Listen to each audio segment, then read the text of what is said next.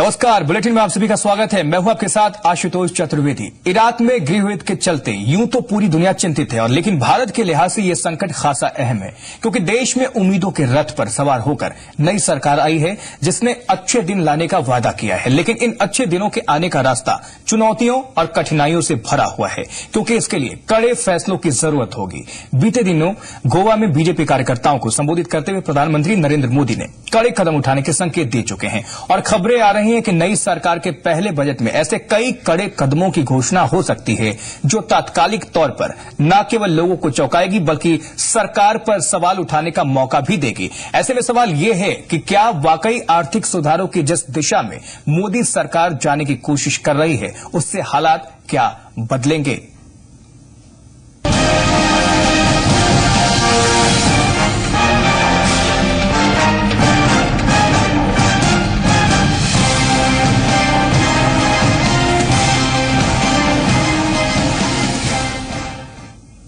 तो वित्त मंत्री अरुण जेटली ने महंगाई में बढ़ोतरी की वजह जमाखोरी को बताया है, और वित्त मंत्री के मुताबिक कमजोर मानसून के चलते जमाखोरी में बढ़ोतरी हो रही है। उन्होंने कहा है कि राज्य सरकारों को जमाखोरों के खिलाफ कार्रवाई करनी चाहिए। वित्त मंत्री के मुताबिक खाद्य कीमतों में बढ़ोतरी की वजह से महंगाई बढ़ रही है। सरकार सप्लाई बढ़ाने के लिए प्रतिबद्ध है। वित्त मंत्री ने कहा कि रुपए की चाल पर सरकार की नजर बनी हुई है। तो महंगाई में बढ़ोतरी की वजह जमाखोरी है, ये अरुण जेटली ने बयान दिया। कमजोर मानसून के चलते बड़ी है जमाखोरी, राज्य सरकारों को जमाखोरों के खिलाफ करनी होगी कार्रवाई।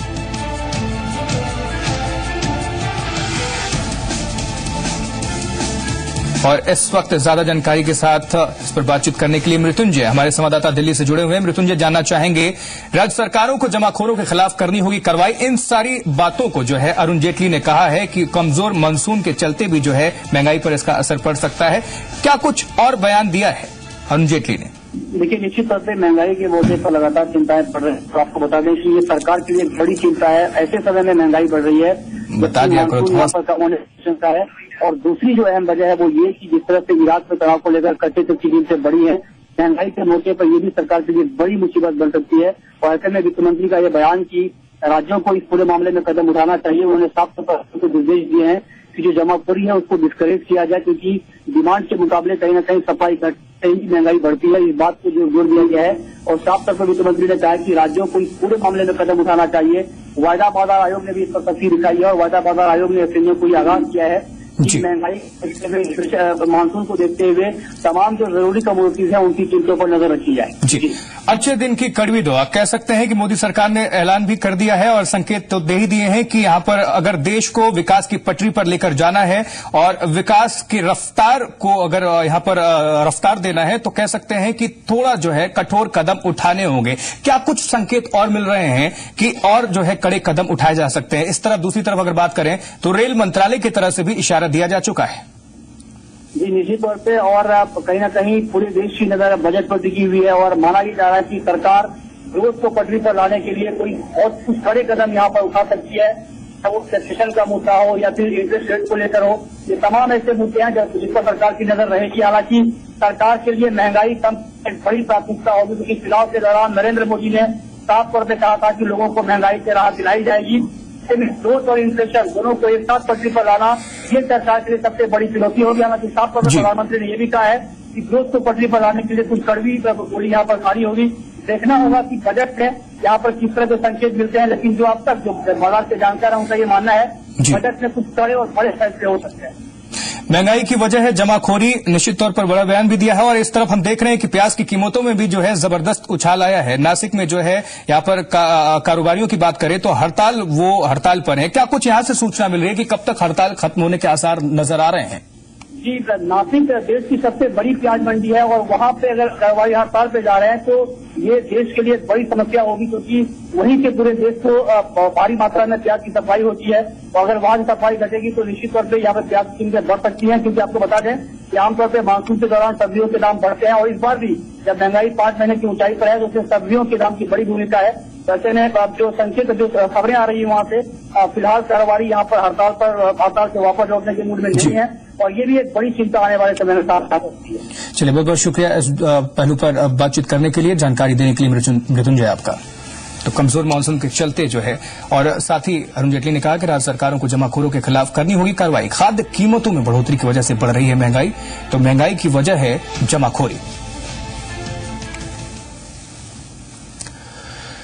तो नई सरकार के सामने उन तमाम हालात को बदलने की चुनौती है जिनके चलते देश की माली हालत जो है खराब हुई है। जाहिर है चुनौती बड़ी है तो फैसले भी बड़े करने होंगे और अच्छे दिन लाने के लिए कड़वी दवा भी खिलानी होगी।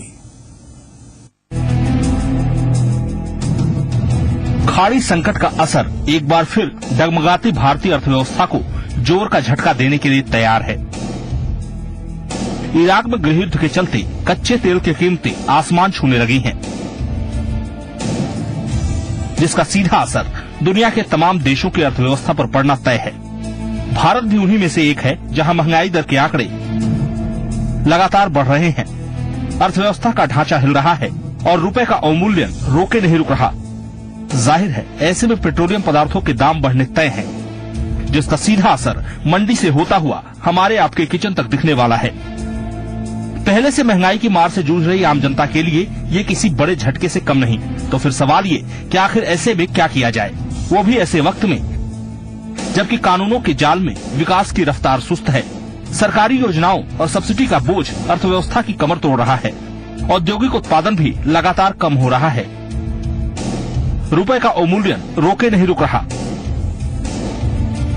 विदेशी मुद्रा का भंडार कम हो रहा है, नीतियों में बीते 10 सालों तक अस्थिरता का माहौल रहा है, नौकरशाही में भी भरोसे की कमी रही है। दरअसल बीते 10 साल में खराब माली हालत के लिए अंतर्राष्ट्रीय माहौल की दुहाई कई बार दी गई है। लिहाजा अगर पुरानी सरकार की दलीलों को सही माने तो मौजूदा वक्त सबसे मुश्किल दौर में से एक है। जाहिर है ऐसे में हालात बदलने हैं तो कड़वी गोली खानी पड़ेगी। कड़वे निर्णय करके,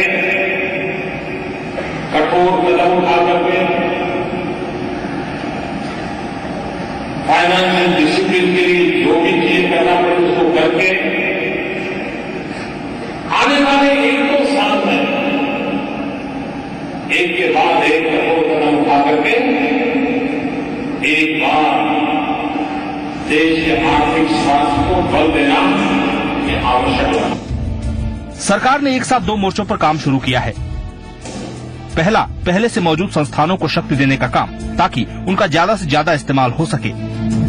प्रोजेक्ट मॉनिटरिंग ग्रुप भी इन्हीं में से एक है, जिसके जिम्मे अब सिर्फ योजनाओं को क्लियरेंस देना ही नहीं बल्कि ये देखना भी है कि तय समय में परियोजनाएं शुरू हुई या नहीं, और अगर हुई हैं तो कहां तक हुई।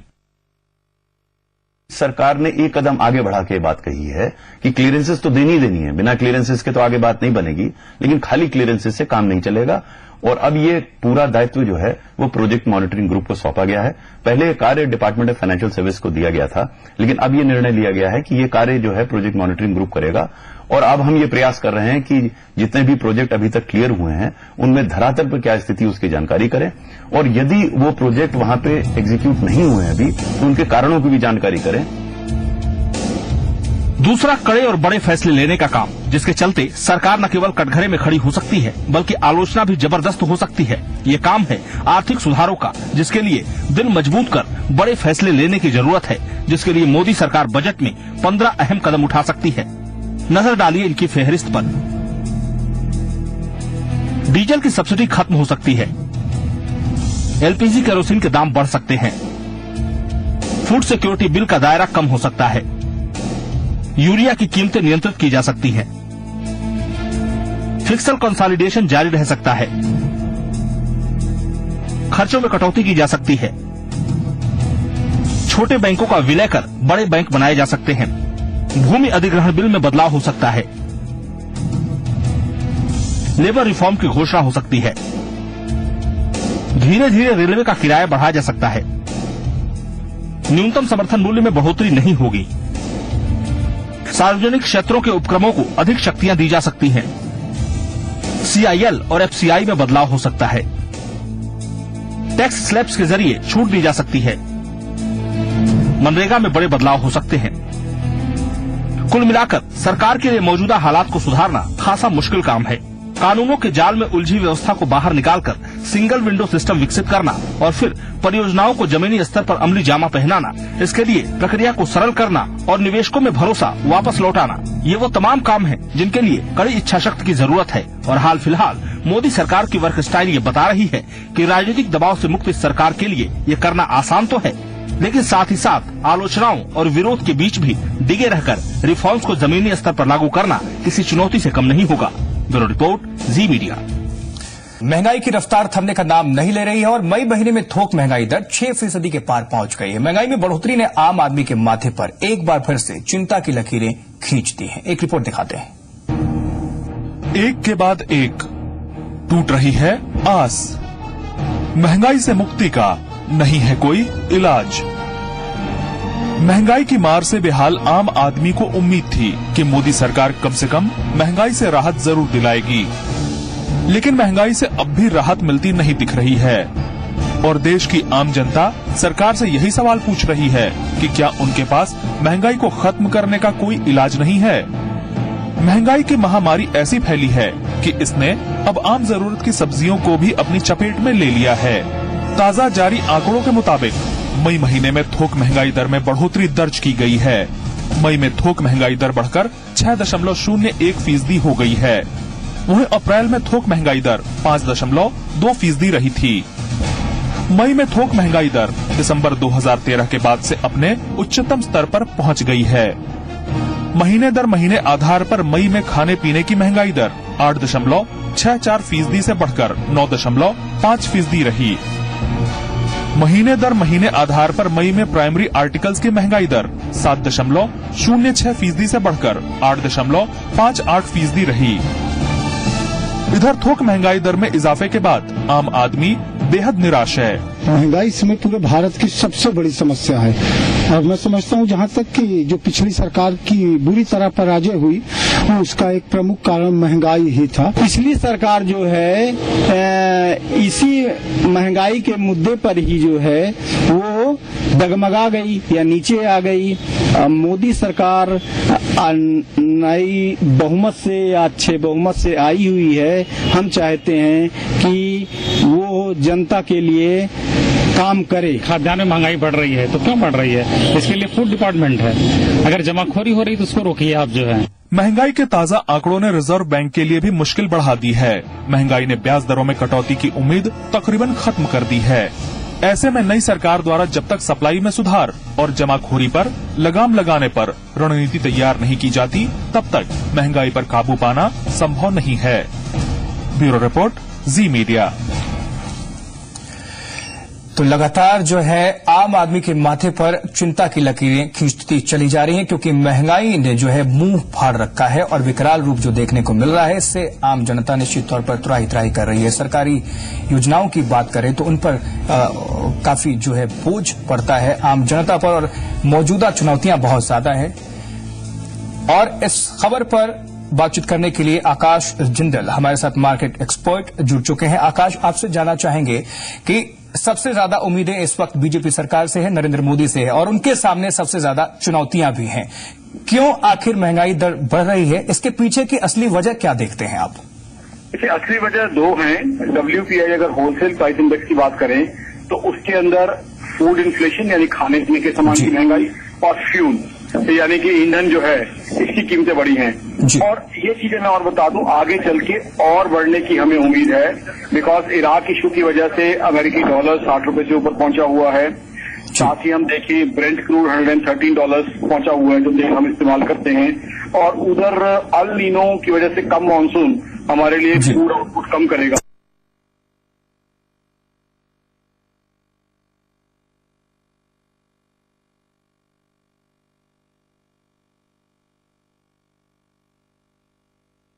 उसके ऊपर डायरेक्ट कंट्रोल नहीं है क्योंकि अल नीनो एक कुदरत का कहर है और इराक का इशू तो एक इंटरनेशनल इशू है। बट हालत ये है जिसकी कि एक तरफ तो इन्फ्लेशन ऑलरेडी हाई है, साथ ही साथ ये दोनों चीजें जो हैं इन्फ्लेशन को और ज्यादा बढ़ा देंगी और आम आदमी की दिक्कतें और बढ़ा देंगी। ना सिर्फ inflation is something which directly is into GDP growth. Inflation बढ़ेगी तो जीडीपी कम होगी। जीडीपी कम होने का मतलब है आम आदमी की पर कैपिटा इनकम कम होना। साथ ही साथ डेफिसिट सरकारी घाटा बढ़ेगा और ब्याज दर भी शायद फिर ना कम हो पाए। तो ओवरऑल एक नेगेटिविटी के साइकिल की तरफ जो है हम जा रहे हैं फिलहाल। और सच्चाई तो ये कड़वी सच्चाई तो ये है कि आज देश के आर्थिक हालात अच्छे नहीं। जी, ये तो हो गई मुख्य वजह है कि आपने बताया कि क्यों जो है महंगाई दर बढ़ रही है। अब जानना आपसे चाहेंगे कि इस पर काबू कैसे पाया जा सकता है। अभी फिलहाल मोदी सरकार को क्या कुछ करना चाहिए इसके रोकथाम के लिए, उपायों के लिए? देखिए, इसकी उपाय के लिए ये है कि अल नीनो की वजह से जो मानसून पे इम्पैक्ट आ रहा है उसको कम करने की बजाय उसको कम करने के लिए एक उपाय ये है कि हम जो खाने पीने का सामान है, खाने पीने का सामान का ट्रांसपोर्टेशन प्रॉपर रखें और साथ ही साथ कम प्रोडक्शन के बाद ब्लैक मार्केटिंग और होर्डिंग न शुरू हो जाए, इस चीज का ध्यान रखें। उसके ऊपर डिसीजिव एक्शन लिया जाए, किसान भाइयों की मदद की जाए कि उनको इजी क्रेडिट जो है हम दिला सकें ताकि उनका आउटपुट जो है कुछ हद तक बना रहे। उनको इरिगेशन के और मीन्स, ऑल्टरनेटिव मीन्स जो है प्रोवाइड कराएं और साथ ही साथ सप्लाई साइड बॉटलनेक सस्ते में ना आने दें। जहां तक आ गया इराक इशू में ये है कि हम क्रूड के रिजर्व्स अपने जो है मेंटेन रखें और साथ ही साथ अगर फूड ग्रेन्स की कमी आती है तो हमें करना ये चाहिए कि अगर इंपोर्ट करने पड़ते हैं फूड ग्रेन्स वो इंपोर्ट भी किए जाएं। साथ ही साथ गवर्नमेंट के जो अपने अनाज के भंडार हैं उनको यूज किया जाए। और एक चीज सरकार ने अच्छी की है, जैसे अनियन का है, प्याज के दाम बढ़ रहे हैं तो सरकार की तरफ से एक इंडिकेशन आई है कि अगर प्याज के दाम बढ़े तो मिनिमम एक्सपोर्ट प्राइस इम्पोज की जाएगी। इस तरह की चीजें भी करें कि खाने पीने के सामान के एक्सपोर्ट को हम रोकें, डिमोटिवेट करें। अब जिस चीज की देश के अंदर कमी हो रही है खाने पीने के सामान की वो एक्सपोर्ट ना किया जाए और अगर जरूरत पड़े तो इम्पोर्ट किया जाए।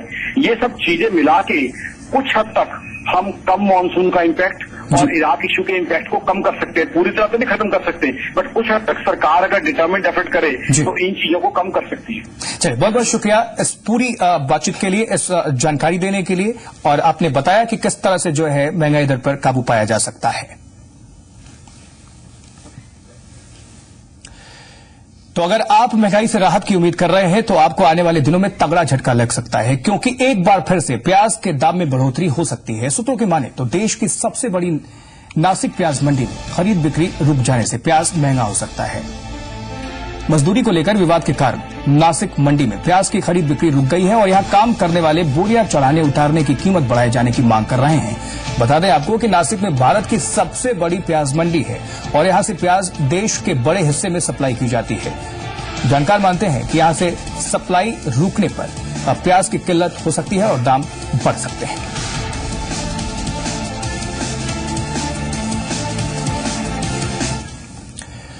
अब हम आपको दिखाते हैं कि क्या कहना है चंडीगढ़ के लोगों का प्याज की बढ़ती कीमतों पर।